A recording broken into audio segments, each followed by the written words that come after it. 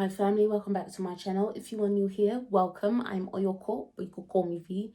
And today I want to speak on feelings.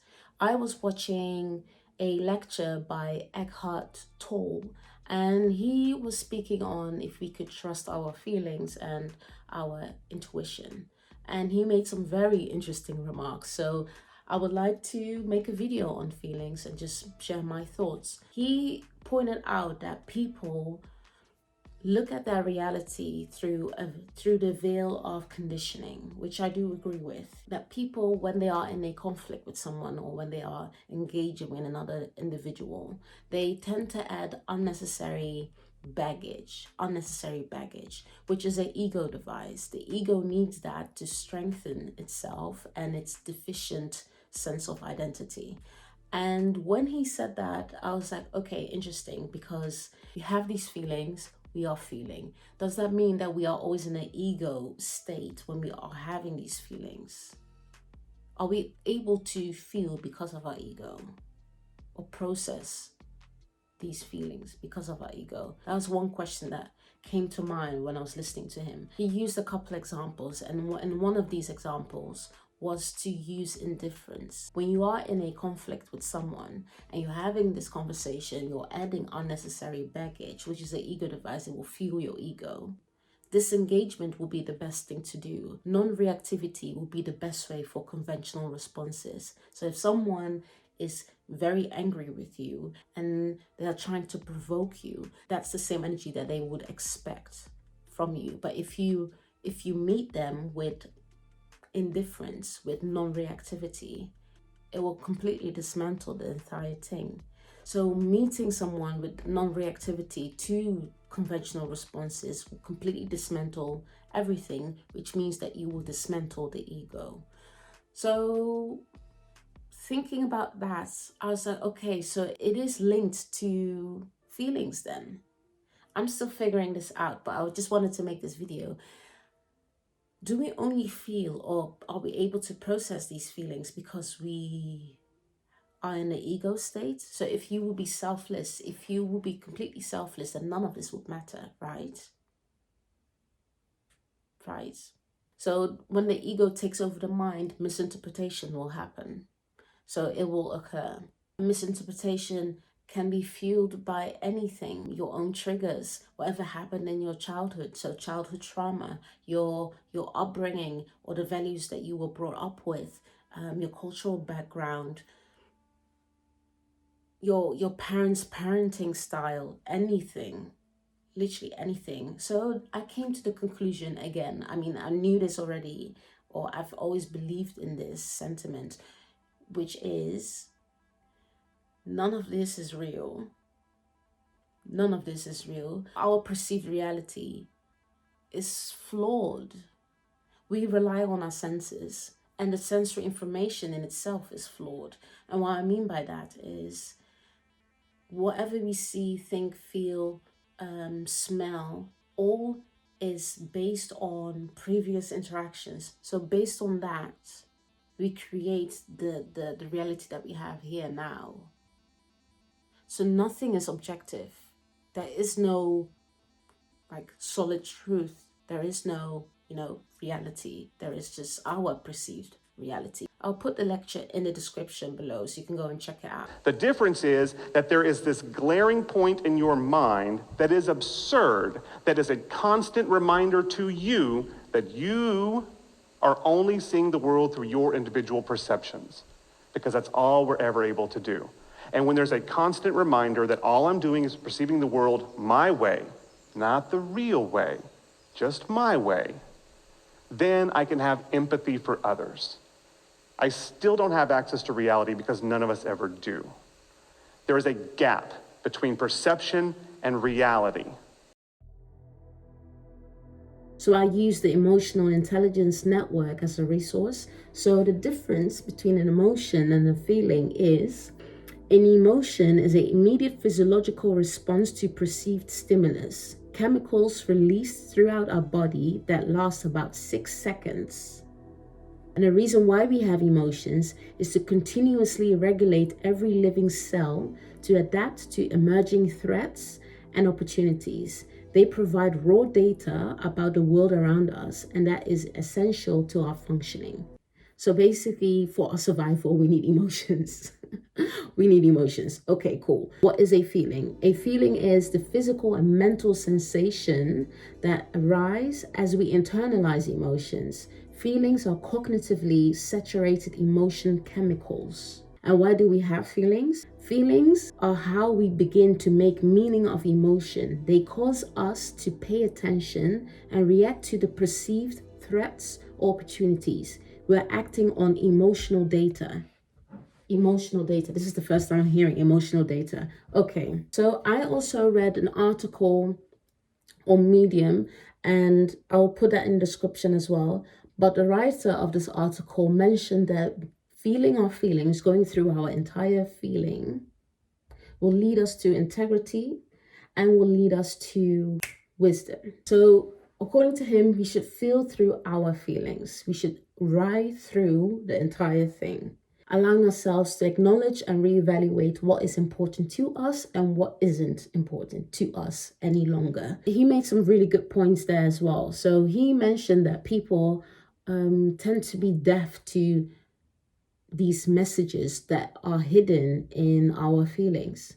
So we respond to the emotions that we have. Then we have how whatever it is that we're feeling, but then the hidden messaging in those feelings, we tend to not register those feelings. And he had three things, actually, three things. We have repression, where people don't allow themselves to feel, or they push their feelings away, they repress them, or they don't know how to feel anything. So they are numb. The second one is venting, where people do feel their feelings, but they don't take them seriously. So the feeling keeps coming back and they keep venting about it. And the last one is avoidance, where people will actively avoid their feelings. They will do anything to escape those feelings. According to him, if you want to avoid any of these problems, you need to feel all the way through the situations of your life, from emotions all the way to reconciliation with your values, and you'll be able to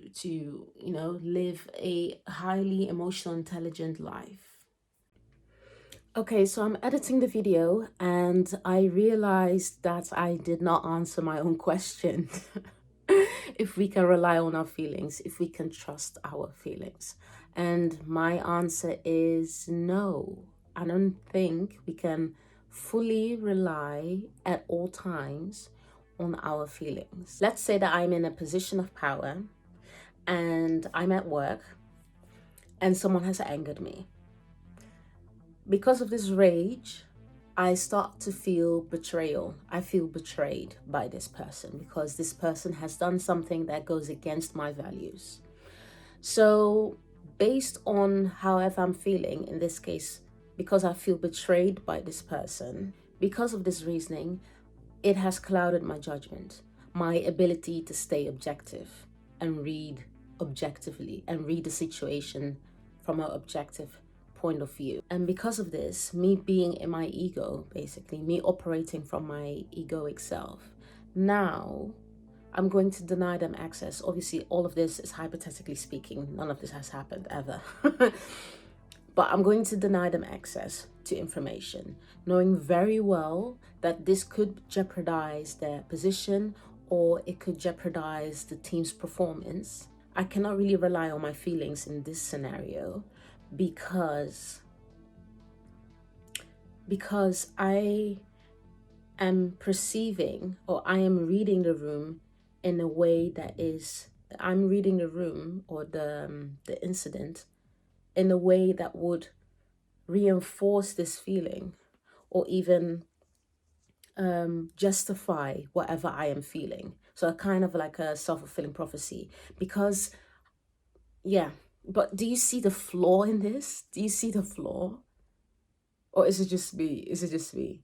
I cannot trust my feelings in every situation because it is linked to previous interactions and how the outcome of that particular situation was.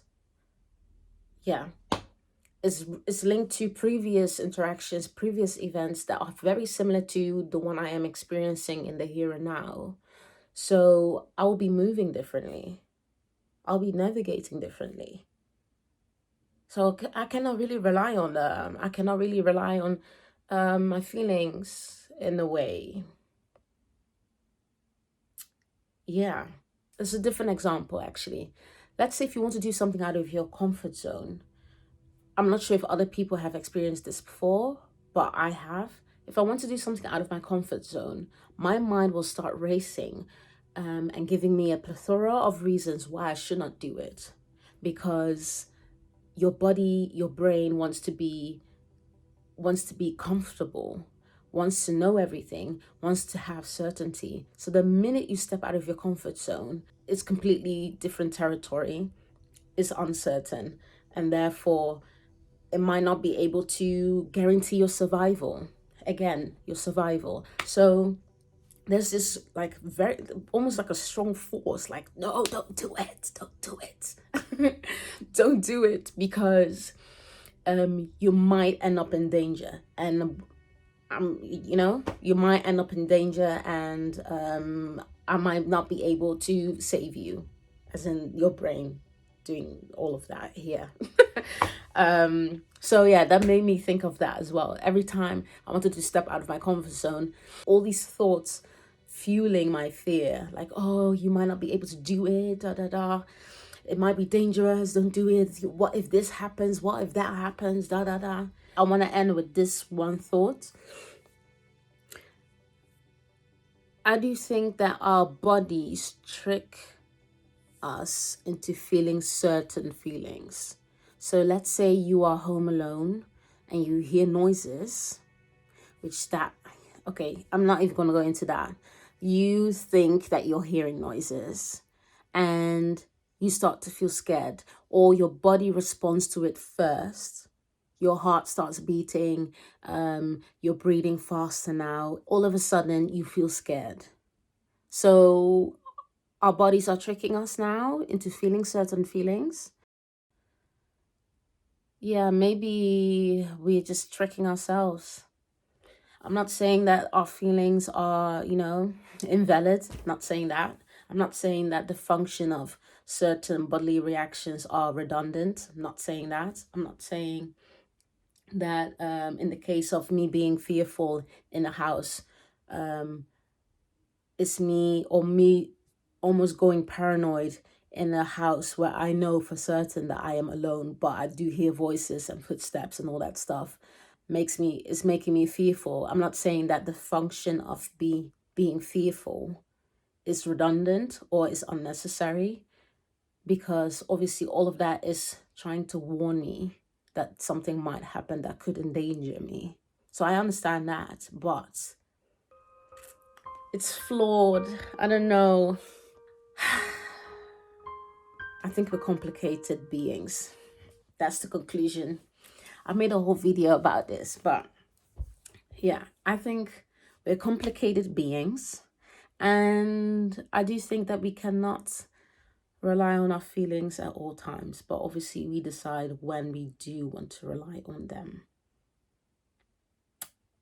That's what I wanted to say. I do see there's a gift that we have feelings, that we are able to express our feelings.